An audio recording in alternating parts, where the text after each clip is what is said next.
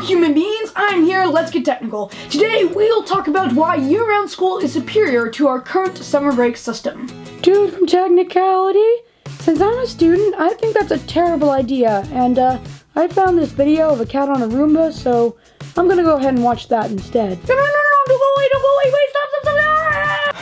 Oh, okay, I promise that if you get through this video, I'll give you something better than a cat video. I don't know what it is yet, but I guarantee you that it'll be awesome. Just get through this video. You'll like it. Anywho, so today I'm going to face the challenge that many brave educators have attempted to face in the past, convincing parents, teachers, and my fellow students that yes, year-round school is a superior school system. It satisfies the needs of teachers, parents, and students. So where do we start? Well, what is year-round school? It's where you have to go to this place called school for a year. A school that's year-round. School that goes on 24/7, 365 days a week. It happens every day of the year, like non-stop, no summer break. It is year-round school. Here's a misconception. Year-round school is school that goes year-round. Year-round school isn't like regular school with no summer. It's broken up into different chunks. First, let's look at a summer vacation schedule. A scheduled summer break would usually devote about a week to Thanksgiving break, a week to spring break, a week for ski week, 10 days for winter break, and, of course, 2 to 3 months for summer break. A year-round schedule, also known as a modified or balanced schedule, consists of 4 9-week quarters, separated by 3-week breaks in the fall, winter, and spring, with a longer 1-month break in the summer. Students using the modified year-round schedule still get the same amount of time off as students using the summer break schedule, just the time that is spent off is spread out differently. Now that we've got that down, let's look at how this is better than the summer break system. The summer break schedule actually has a lot of flaws. Whoa, what just happened? Lots of flaws. What? When summer break was put into place, lawmakers didn't assess the negative implications of the summer break system. Now let's take a look at them. The first and arguably biggest negative implication of the summer break system is known as the summer slide. I think I'm stuck. Not that kind of slide. During the summer, kids tend to forget a whole month of teaching. This means that teachers have to spend a whole month reteaching what the students forgot. And they can't spend that time teaching new things, so it's another month of missed teaching. These ones just keep piling up! The second major disadvantage of having summer break is that summer break is awful for low-income families. First off, during the school year, kids who can't afford a lunch get free food vouchers, and over the summer, they don't get those. Oh, this guy doesn't know what he's talking about. Awesome organizations like Feeding America and the United States Department of Agriculture have amazing summer lunch programs. Yes, they do, and that is awesome, but 6 out of 7 kids eligible for free summer lunches don't receive them. The idea of helping feed low-income families during the summer is wonderful. It's life-changing, but in reality, over 85% of kids eligible don't get them for one reason or another. And food is only half the battle, because though you, yes, you wonderful person, may be able to go to amazing camps or informative and fun conventions like VidCon, wink wink, mom please take me, many low-income families can't afford to do that. Also, it is likely that both parents are working full-time jobs, so it is even harder to find and pay a babysitter. Lol, this guy! Hey, wait a sec! I wasn't done. Yes, awesome nonprofits such as Heart of Los Angeles, based in, you guessed it, Los Angeles, provides free enriching camps for kids who can't afford them. But even still, millions of kids have no choice but to stay at their home over the summer, not participating in summer camps and making the lifelong memories that you may have made there. Don't get me wrong, I think summer camps are great. They're a great time for you to focus in and hone your passions and skills. But not every child gets the same privilege. Quick rant here, a lot of times both summer camps and classes for middle school students teach filmmaking all wrong. They teach it objectively terribly because they come at it from the objective for kids to make videos and not to teach them the art of filmmaking. Trust me, there will be a video about this in the future, but until then, okay, back at it. One final reason why the summer break system is blah. You ever get that feeling that there is too much school and that school will just never end? Well, people did a science on that. That feeling of just hating school because it doesn't stop week after week is a legit feeling. It's called burnout. And don't worry, Us students aren't alone in this sensation of burnout. Teachers can also experience it as well. Okay, now that we've looked at some of the disadvantages of the summer break system, let's look at some of the advantages of the modified year-round schedule. We must have just lost a valence electron, because now we're looking at the positive. I'm so sorry. Of course, the main positive is pretty much getting rid of all the negative factors of the summer break system. But there's one main positive aspect of the modified calendar, and it's a big one. One that educators pretty much across the board agree is a huge benefit.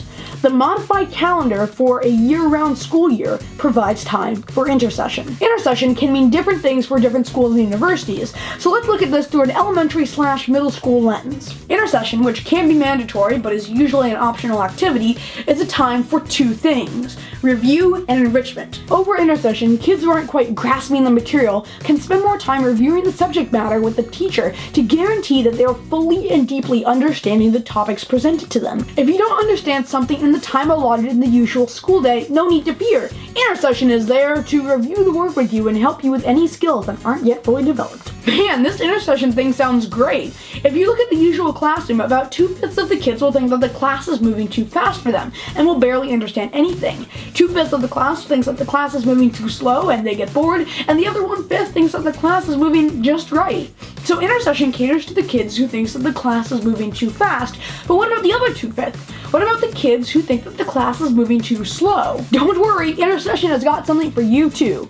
Enrichment. Over intersession, kids who are passionate about learning and want to dive deeper into a subject now have the assets, resources, and guidance they need to do that. Passionate about English and think that you don't read enough books in English class? Over intersession, you can work with the English team to possibly assign you another book to read and write about. Passionate about math and you really want to learn about a thing called a parabola, which you think you heard Vihard say in a video, but you don't really know what that is?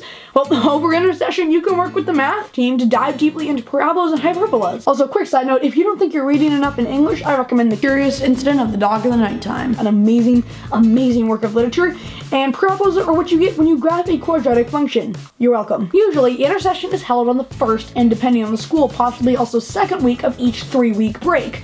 The time devoted to intersession can vary between schools. Intersession is also super helpful because it tackles one of summer break's cons. More time in school means less valuable money spent on expensive camps or sitters. You know, actually, now that I think about it, since I'm a mother's helper, I probably shouldn't make this video because it might ruin my business. But anyways, intersession can be paid for by Title I funds set aside for schools with high poverty rates. That means families don't have to pay for these extra days of learning as they would for things like a camp or a sitter. Dude from Technicality? Man, this thing really seems awesome. But, I mean, it can't be flawless. What are some of the cons? Okay, I admit this system isn't perfect. There are a handful of logistical problems, such as sports schedules across schools mixing up, buses not being available in the summer months, and that there are very few middle schools and high schools that actually use a year-round calendar, which may make transitioning difficult. But all of these problems would be pretty much solved if more schools just joined the year-round schedule. Then, of course, there's the fact that in studies, year-round school doesn't actually improve overall standardized test grades. Of course it comes back to this. Personally, I just disregard this as an actual legitimate argument against year-round schools because A, standardized tests don't measure the whole child and how they are doing social emotionally. Actually, there are a lot of things I hate about standardized tests, but that is a story I am very happy to tell another time. Man, I'm going on a lot of rants today. And B, you could twist that argument to be the summer break system doesn't improve overall test grades. So, the way I see it, there are 3 main turnoffs when looking at the year-round school calendar. 1. The average salary of a middle school teacher is just under $45,000, which in some places is not enough to get by. So teachers rely on the 3 summer months to find other jobs that will make them more money. With the adjusted schedule with either 3-week or 1-month breaks, it can be harder to find a job for such a short amount of time. This also applies to students who want to have a summer job or internship, though this isn't as big as a problem because, like I said before, there aren't many high schools with a modified year-round schedule. So there aren't many students to begin with who need time for jobs and internships, considering, they're in elementary school and all. 2. Summer conveniently provides a time for teachers to go to educator conferences and seminars that help them expand and grow in their skills as a teacher. It's also time for teachers to learn the latest and greatest and effectivest teaching methods. Though this doesn't really seem like much of a problem to me because teachers still have a month off during the summer, and that seems like plenty of time, but Then again, what do I know? I just have the internet. 3. This final one is not really big or important, but it's something still worth mentioning. Since they don't have a need for this, much less the funding for it, many schools don't have air conditioning, which comes in handy over hot summers. But wait a sec, dude from Technicality? This doesn't matter anyways, because summer break is needed for farm people to do farm stuff on the farm, with cows and chickens and hippogriffs. No. Summer break wasn't, isn't, and never will be about farm stuff. A matter of fact, I talked about the origins of summer break in a previous episode, so if you missed that episode or just want to hear my beautiful, beautiful face talk, click here and check it out, and then you'll be redirected back. So in summary, though year-round school has a couple of minor disadvantages, it prevents months of reteaching, greatly benefits low-income families, eliminates burnout, and provides time for intersession, where students can review materials and dive deeper into their passions. This modified year-round schedule benefits students because they don't get burned out at school or bored in the summer. It benefits parents and families because it lowers the cost of summer, and it benefits teachers because kids have more opportunities to learn better, which means teachers are effectively and successfully doing their job. Hopefully you can now see the benefits of year-round school. Thank you so very much for watching. No, don't leave yet. You promised us something better than a cat video. Oh, yeah. Yeah, I did promise that, didn't I? Okay, yeah. Well, what's better than a cat video? 2 cat videos and a hamster video. I knew it would be awesome. Anywho, thank you so much again for watching DFTBA. And explore on. Da da da da da da da da da da da. Cuteness overload is around here.